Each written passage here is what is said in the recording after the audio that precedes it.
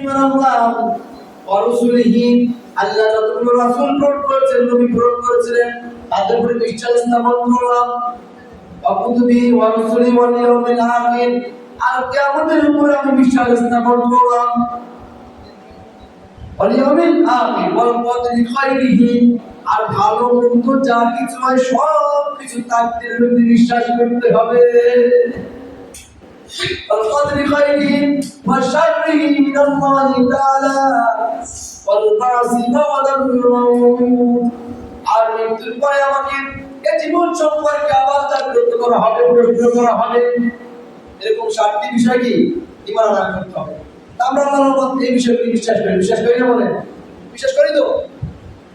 কি বিশ্বাস করি না? আল্লাহর কিতাব বিশ্বাস করি, কালিমা শাহাদাত করেছি, আবার প্রকল্প বিশ্বাস করি, কিন্তু মানাটার ব্যাপার নিয়ে একটু কি আমাদের গর্ব। কি বলেন? ঈমানের এই 7টি বিষয় উপরে মানা নিয়ে আমাদের অনেক গাফলাতি রয়েছে, অনেক কমতি রয়েছে, ঘাটতি রয়েছে। এজন্য আসুন আল্লাহ নবী মুহাম্মদ রাসূলুল্লাহ সাল্লাল্লাহু আলাইহি সাল্লাম ঈমানের ব্যাপারে একটা মিসাল দিয়েছে যে ঈমান কার কত মজবুত, কার হাসরের ঈমানের তাদাল্লি, কিয়ামতের ময়দানে কি এই যে হাসর নাসর হবে, কিয়ামত হবে, বিচার ফয়সালাটা হবে, এই বিচার ফয়সালাটা সময়টা ঈমানের উপর নির্ভর করবে। কিসের উপরে? ঈমানের উপরে। আমাদের ঈমানের উপর নির্ভর করবে এই বিচার ফয়সালার সময়। কি বলেন? 50,000 বছরের সময় যদি কিয়ামত হয়, তাহলে কিয়ামতের সময় দীর্ঘ না? কিন্তু এখানে হাদিসের মধ্যে আছে, আমরা তো পড়ছি যে কারো কারো হিসাব হবে 20 দিন নাকি 25 রাত পার হয়ে যাবে। হাদিস আছে না এটা? তাহলে আপনার ঈমানটা আপনাকে মেনে নিতে হবে যে কিয়ামত আপনার হিসাবটা কত সময় লাগতে পারে। আপনার হিসাব দিয়ে কিয়ামতে যাওয়ার মতো ঈমান আপনার কতটুকু আছে, আল্লাহ তাআলা নবীর একটা হাদিস থেকে শিক্ষাটা নিয়ে যান। আল্লাহ নবী বললেন যে ফজর আর ইশারে যার মসজিদে যাওয়া স্পিড যত বেশি, কিয়ামতে তার ফজিলত পাওয়ার স্পিড ততটা বেশি। এটা হাদিস। আল্লাহ নবী কি বলছেন যে ফজরের নামাজ আর ইশারের নামাজ, এই দুই ওয়াক্ত নামাজের মসজিদের দিকে যাওয়া গতি যার যত বেশি, ফজিলত পার হওয়া, কিয়ামত থেকে হিসাব দিয়ে যাওয়া গতি তার তত বেশি। এবার মিলিয়ে নেন আপনার আমার কিয়ামতের গতিটা কি অবস্থায় আছে। কি বলেন? এই হাদিস থেকে একটা শিক্ষা ব্যাপার আছে না, যে আমার যদি ইশারের নামাজ আমি না আসি, তাহলে কিয়ামত পাবে তো কয়দিন লাগবে। ফজরের নামাজে আমি উঠতে পাই না, যদি উঠে কোনো মতো আসি, তাহলে আসলে আমার সময়টা কেমন, আমার আসলে গতিটা কেমন, আমার আসলে ঈমানের কাজটা কেমন, আমার মধ্যে জাগ্রত হওয়ার পরিণতি কেমন মনে করি আমি, আমার ফজরের নামাজের গুরুত্বটা আমি কতটা দিতে পেরেছি, এর উপর নির্ভর করছে আমার কিয়ামতের দিবসের সময় ফজিলত পার হয়ে যাওয়া। এজন্য আল্লাহ তাবারক ওয়া তাআলা নবী বললেন যে ঈমান মাপা একটা কাঠি হচ্ছে ফজর আর ইশারের সালাত। ফজর আর ইশারের সালাত দিয়ে আপনি আপনার ঈমানকে মাপতে পারবেন।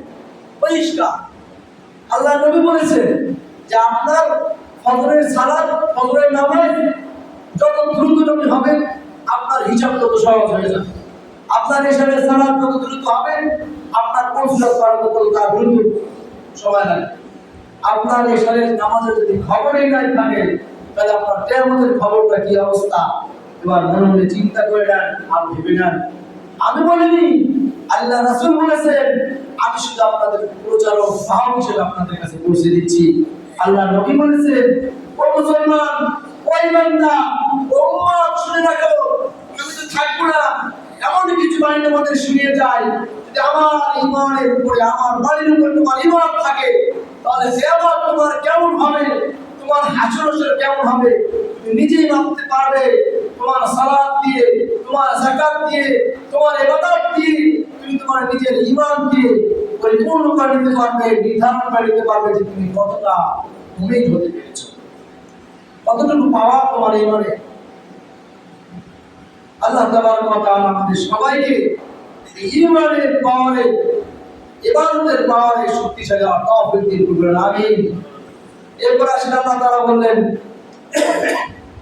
ওয়া আমিলুস সালিহাত, সূরা আসরের আছে এখনো কি বলেন ইল্লাল্লাযিনা আমানু, আমানু পর্যন্ত কি শেষ, ঈমানের ছোট একটা মাত্রা পেয়েছি নাকি পাইছি না? ঈমান কতটুকু পাওয়ার, আমার ঈমান কতটুকু আছে আমি বুঝে নিব ফজর আর ইশারের সালাতটা আল্লাহ রাসূল বলেছে।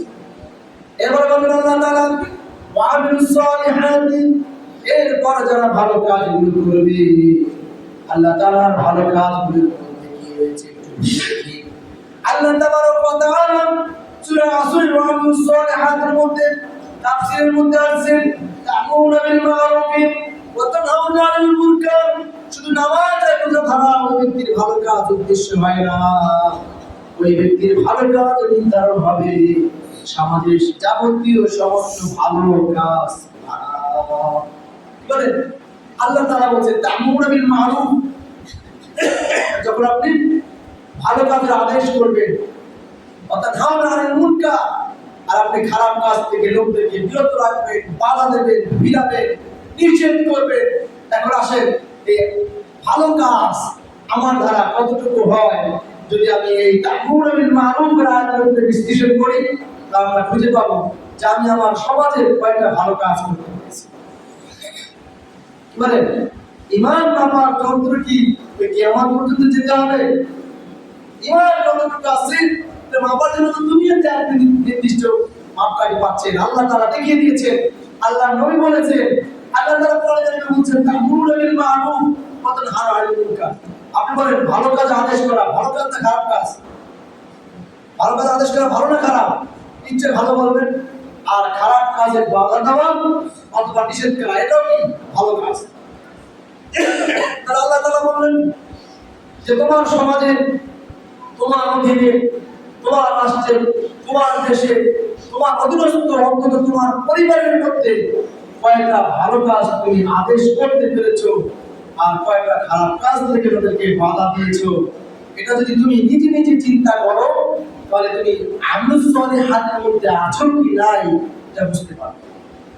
কি বলে আছে না? বোঝার জায়গা রয়েছে না? তাই যদি আমরা বলি যে আমিলুস সালিহাতে ভালো কাজ, ভালো কাজ তো করি হুজুর, নামাজ পাঁচ ওয়াক্ত পড়ি আল্লাহর রহমত, জুমা তো পাঁচ ওয়াক্ত না পড়লেও জুমা পড়ি ইনশাআল্লাহ, তাই ভালো কাজের মধ্যে আছে না? কি বলেন জুমা পড়ে না সবাই?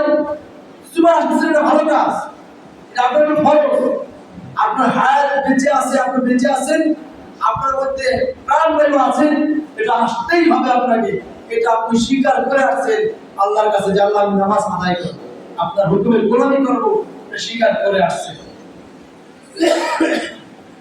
এখন আপনার চাকরিকে যদি আপনি ভালো কাজ মনে করেন তাহলে প্রথমে চাকরি, তাহলে এইভাবে আপনার পছন্দ নামাজটা আবার কি চাকরি দেখে আবার কি চাকরি আমার হুকুম দিচ্ছেন আমার মালিক যে তার আদেশ আমার পালন করতেই হবে মৃত্যুর আগ পর্যন্ত। আমি যদি এতটুকু হুঁশ থাকে যে আমি দুনিয়াতে জীবিত আছি তাহলে আমার নামাজ পড়া ফরজ। কি বলেন স্বীকার করা যাবে? এটা তো ভালো কাজ করতে, এটা তো আমার ভালো কাজের অতিরিক্ত, অর্থাৎ এটা বাধ্যতামূলক। কিন্তু ভালো কাজ কোনটা? আল্লাহ তাআলা বলতেছেন তা'মুরুনা বিল মা'রুফ, তুমি তোমার সমাজে, তোমার পরিবারে, তোমার রাষ্ট্রে, তোমার দেশে ভালো কাজের আদেশ করো। এখন দেশ দূরে রাখেন, রাষ্ট্র দূরে রাখেন, পরিবারকে আপনার কাছে রাখেন, আপনার পরিবারকে আপনি ভালো কতটুকু আচরণ উপহার দিতেছেন এটা দেখার বিষয় আছে। কি বলেন আছে না? এটা আপনার শক্তি আছে না? আপনারা আমরা পরিবারের সাথে ভালো ব্যবহার করতে পারি না। কি বলেন সন্তান শাসন করার ব্যাপারে যে সমস্ত ভাষা আমরা ব্যবহার করি এগুলো কি মানুষের করা উচিত বলেন? আপনার সন্তানকে যদি আপনি গালি দিয়ে বকা দিয়ে কথা বলেন আপনার ওই সন্তান কি আমিলুস সালিহাত হবে? ভালো সন্তান হবে? আপনি কি আমিলুস সালিহাতের মধ্যে আছেন? আপনি কি ভালো কাজে আদেশ দেওয়ার কাজের মধ্যে আছেন? আপনি কি ভালো কাজের মধ্যে করেন?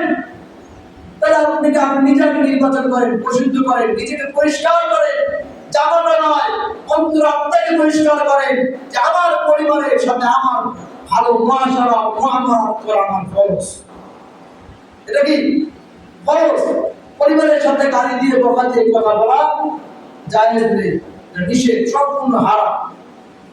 এখন বলুন যে হারাম কোন জায়গায় পেলেন? হারাম তো আল্লাহ বলছে তা'মুরু বিল মা'রুফ ওয়া তানহাউনা আনিল মুনকার, খারাপ কাজ তুমি ছেড়ে দাও, খারাপ কাজকে বাধা দাও, তাহলে এটা ফরজ না? কি বলেন, ফরজ না? তাহলে পরিবারের সাথে ভালো আচরণ করা কি ফরজ, বাধ্যতামূলক। এজন্য পরিবারের সাথে ভালো আচরণ করতে হবে। এরপরে আপনার সন্তানকে আপনি ভালো কাজের আদেশ দিবেন। সন্তানকে সবসময় আঘাত করা যায় না, সন্তানকে সবসময় শাসনও করা যায় না, কিন্তু আপনি আপনার সন্তানকে সুন্দর আচরণ দ্বারা মুগ্ধ করতে পারবেন, এটা 100% শিওর। আপনি যেভাবে আরেকজনের কাছে ভালো আচরণ প্রত্যাশী, আপনি যেভাবে আরেকজনের কাছে ভালো আচরণ কামনা করেন, আপনার সন্তান আপনার কাছে ভালো আচরণ কামনা করে।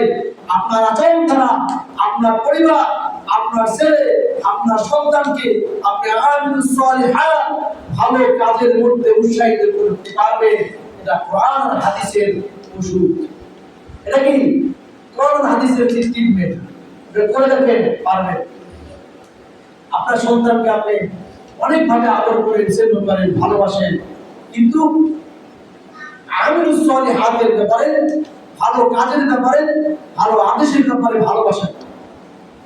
আসেন, যদি ভালোবাসবেন তাহলে অনেকের সন্তান আছে 12-14 বছরের উপরে, অথচ তাকে আপনি নামাজের দিকে আনতে পারতেছেন না, তারা কি ভালোবাসেন আপনাকে? আপনার সন্তান নামাজি নয়, আপনি প্রাউড ফিল করেন, গর্ববোধ করেন। এটাকে প্রাউড ফিল করে না, গর্ব করা বলে না, এটাকে বলে নিজের পায়ে নিজে কুড়াল মারা। এজন্য আপনার পরিবারের মধ্যে আপনাকে তা'মুরু বিল মা'রুফের কাজ আগে করতে হবে। কি করতে হবে? আপনার আমার পরিবারের মধ্যে আমাদেরকে আগে ভালো কাজ করতে হবে, পরিবারের সাথে ভালো ব্যবহার করতে হবে, ছেলেদের সাথে ভালো ব্যবহার করতে হবে, এদেরকে নামাজের জন্য তাগিদ দিতে হবে। আল্লাহ রাসূল সাল্লাল্লাহু আলাইহি ওয়াসাল্লাম বলেছেন, তোমার সন্তানকে তুমি আল্লাহর রাস্তার জন্য, আল্লাহর দ্বীনের জন্য, সালাতের জন্য, নামাজের জন্য, ইসলামের বিধানের জন্য আঘাত করতে পারবে, কিন্তু সে আঘাত হবে শাসনের লাঠি, হবে খুবই নরম। কি হবে? খুবই নরম। আর আমাদের শাসনের লাঠি অনেক গরম, লাঠির চেয়ে মেজাজ আরো বেশি গরম থাকে। কি বলেন, থাকে না? যেই কেরানি মারে, যে কোদালি মারে, ওই কোদালির ঠেলায় ঘোড়া আগে গেছে না 5 টাকা। কি বলেন? এজন্য শাসনের লাঠি থাকবে অবশ্যই, কিন্তু এটা হতে হবে কোরআন আর হাদিসের মধ্যে দিয়ে, এর বাইরে নয়। এজন্য তা'মুরু বিল মা'রুফটা কোথায় নিব আগে আমরা? আমাদের পরিবারে। কোথায় করবেন? ভালো কাজে আদেশ কোথায় করবো? আগে পরিবারের মধ্যে করব। আমি আমার পরিবারকে সাজাবো কোরআনের মধ্যে, আমি আমার পরিবার পরিজনকে সাজাতে চেষ্টা করব ইসলামের হুকুমের মধ্যে, তাহলে আমার মধ্যে ওয়া আমিলুস সালিহাতের সম্পূর্ণ রূপ আসবে। ওয়াতাওয়াসাউ বিল হক ওয়াতাওয়াসাউ বিস সাবর। আল্লাহ তাআলা বললেন, হক মানে সত্য, হক মানে কি? সত্য।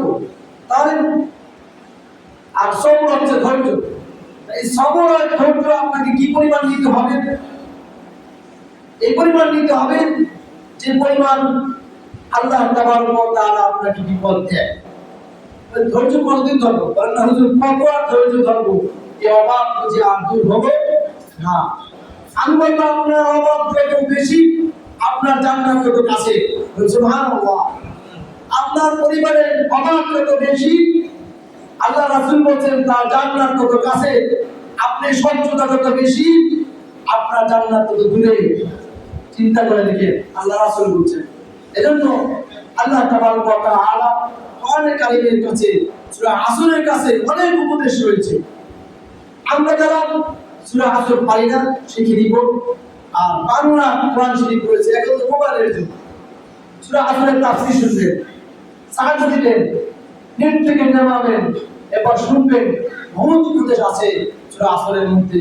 যদি সূরা আসর কোন মানুষের জীবনে আমল করে, ও ব্যক্তি জান্নাতে যাওয়া যথেষ্ট। এজন্য আল্লাহ তাআলা পুরো শুরুতে সময় কত পেয়েছেন, তোমার যে সময় দিয়েছি আমি, এই সময়টা সীমিত সময়, আমি নির্ধারণ করে দিয়েছি কতদিন তোমার দুনিয়া থাকার পাসপোর্টের মেয়াদ আছে। তুমি নিজে জানো না তোমার তোমার মেয়াদ কোন দিন শেষ হবে, আমি আল্লাহ তাআলার কাছে এটা কবুল রয়েছে। আমাদের এই সময়ের মূল্যায়ন করো, সময়ের কাজ সময়ে করো, ঈমানের কাজ সময়ের মধ্যে করো, ঈমানকে সময়ের মধ্যে পরিপূর্ণ করো। আল্লাহ তাবারক ওয়া তাআলা আমাদের সবাই জীবনকে আমালুস সালিহাতে পরিপূর্ণ করে দে। আল্লাহ তাআলা আমাদের সবাই কবুল করুন। আমিন। আখির দাওয়ানা আলহামদুলিল্লাহি রাব্বিল আলামিন।